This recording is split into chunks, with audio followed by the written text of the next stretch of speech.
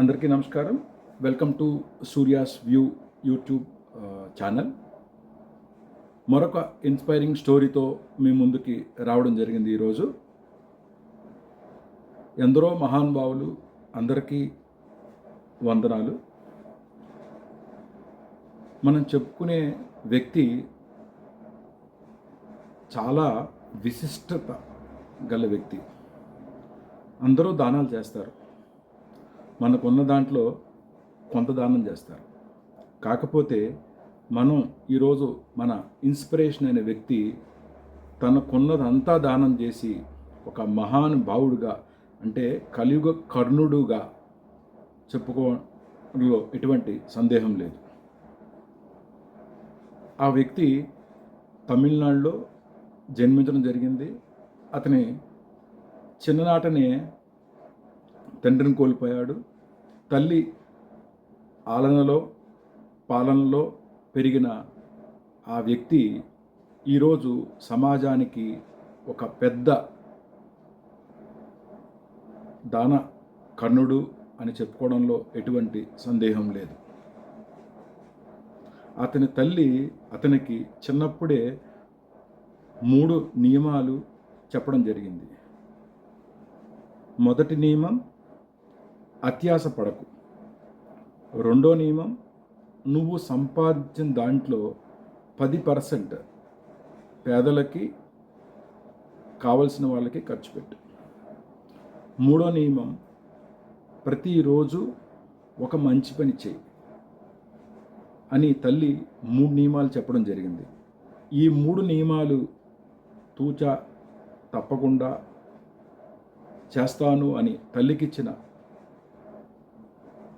ఒక కమిట్మెంట్తో తన జీవితాన్ని స్టార్ట్ చేశారు ఈ మహానుభావుడు.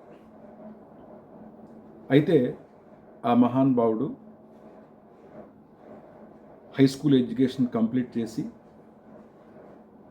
డిగ్రీ పట్టా బ్యాచిలర్ ఆఫ్ ఆర్ట్స్లో కంప్లీట్ చేసుకుని, మాస్టర్ డిగ్రీ లిటరేచర్లో కంప్లీట్ చేసుకుని, లైబ్రరీ కోర్సులో గోల్డ్ మెడల్ సంపాదించి ఒక గవర్నమెంట్ జాబ్ కూడా సంపాదించడం జరిగింది. ఆ వ్యక్తి పేరు పాలం కళ్యాణ సుందరం గారు. ఆహా, ఎంత ఆనందంగా ఉంది! పాలం కళ్యాణ సుందరం గారు. ఈయన 1962లో జరిగిన ఇండో చైనా యుద్ధం, ఆ యుద్ధం తర్వాత జరిగిన ఒక ప్రసంగం రేడియో ద్వారా వినడం జరిగింది. ఆ ప్రసంగాన్ని అప్పుడు ప్రధాని జవహర్లాల్ నెహ్రూ గారు చెప్పడం జరిగింది.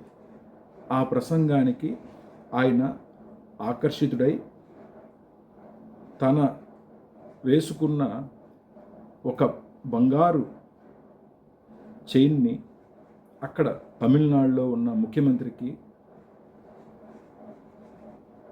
దానం చేయడం జరిగింది, ఇండో చైనా బాధితులకి. అంత దాన గుణం కలిగిన మన పాలెం కళ్యాణ సుందరం గారికి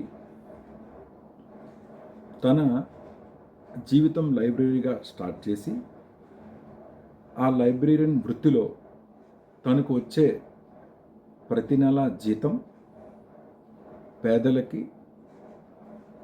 అలాగే కావలసిన వాళ్ళకి ఇస్తూ, ప్రతి నెల ఆయనకు వచ్చే 100% జీతాన్ని పేదల అభ్యున్నతికి ఇవ్వడం జరుగుతుంది. ప్రతి నెల ఆయన జీతాన్ని మొత్తం పేదల అభ్యున్నతికి ఇస్తే అతనేం తింటారు అనే డౌట్ మీకు రావచ్చు. అతను ఆఫీస్ అయిపోయిన తర్వాత ఒక హోటల్లో సర్వర్గా పనిచేసి, ఆ సర్వర్గా పనిచేసే వచ్చే డబ్బులతో తన లైఫ్ని తను మేనేజ్ చేసుకోవడం జరిగింది. అంటే అతను దగ్గర 38 సంవత్సరాలు 40 సంవత్సరాలు ఏదైతే గవర్నమెంట్ జాబ్ చేశారో అతను సంపాదించిన ప్రతి రూపాయి as a librarian, as a government job, ప్రతి రూపాయి కూడా పేదల అభ్యున్నతికి ఇవ్వడం జరిగింది. అలాగే అతను రిటైర్ అయిన తర్వాత అతనికి వచ్చిన రిటైర్మెంట్ బెనిఫిట్స్ అనుకోండి, పెన్షన్ అనుకోండి, అది కూడా ఈ రోజు వరకు కూడా మొత్తం అతనికి వచ్చే ప్రతి పైసా పేదలకి, కావలసిన వాళ్ళకి ఇవ్వడం జరుగుతోంది.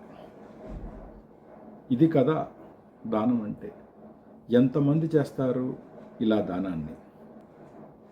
కేంద్ర ప్రభుత్వం అత్యుత్తమ లైబ్రరీగా, అలాగే ఐక్యరాజ్య సమితి మ్యాన్ ఆఫ్ ద మిలీనియంతో పాటుగా 30 కోట్ల పురస్కారాన్ని మన పాలెం కళ్యాణ సుందరం గారికి ఇవ్వడం జరిగింది. శాలరీనే తీసుకొని ఈయన 30 కోట్లను ప్రజలకి ఇవ్వడం జరిగింది.